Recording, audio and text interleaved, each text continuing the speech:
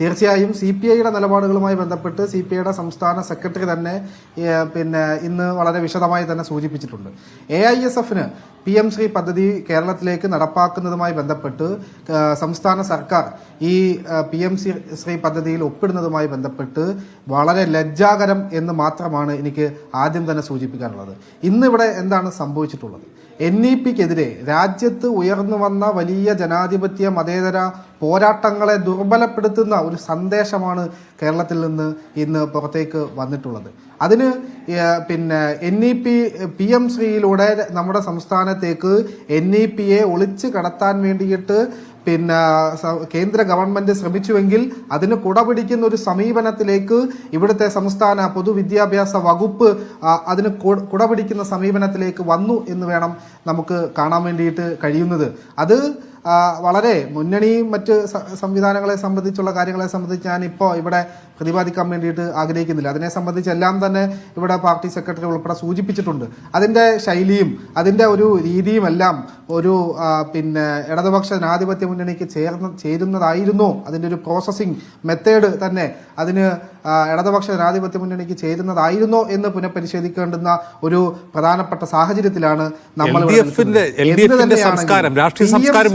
ബന്ധപ്പെട്ട് അത് LDFന് ചേർന്നതാണോ എന്നുള്ള ചോദ്യം പോലും വിടൂ. ഒപ്പിട്ട് 6 ദിവസം നടക്കുന്ന ക്യാബിനറ്റിൽ ഒരു നിമിഷം ഒപ്പിട്ട് 6 ദിവസത്തിന് ശേഷം നടക്കുന്ന ക്യാബിനറ്റിൽ ഈ വിവരത്തെക്കുറിച്ച് CPIയുടെ മന്ത്രിമാർ ചോദിക്കുമ്പോൾ അതിന് മറുപടിയില്ല. അത് പിന്നെ ചർച്ച ചെയ്യാമെന്ന് പറഞ്ഞ് അവർ ഇരുട്ടിൽ നിർത്തുന്നു. ഇത് യഥാർത്ഥത്തിൽ ഏത് ജനാധിപത്യ സർക്കാർ? ഇതിനാണോ ജനാധിപത്യം? ഇത് പാർലമെന്ററി മര്യാദയിൽപ്പെട്ടതാണോ? കുറഞ്ഞ പക്ഷം നടപടിക്രമങ്ങൾ ലംഘിച്ചില്ലേ? ഒരു ക്യാബിനറ്റിൽ ഇങ്ങനെയൊക്കെ നടക്കാമോ? അതുമായി ബന്ധപ്പെട്ടുള്ള മറുപടി പാർട്ടി സംസ്ഥാന സെക്രട്ടറി തന്നെ ഇന്ന് വളരെ വിശദമായി സൂചിപ്പിച്ചിട്ടുണ്ട്.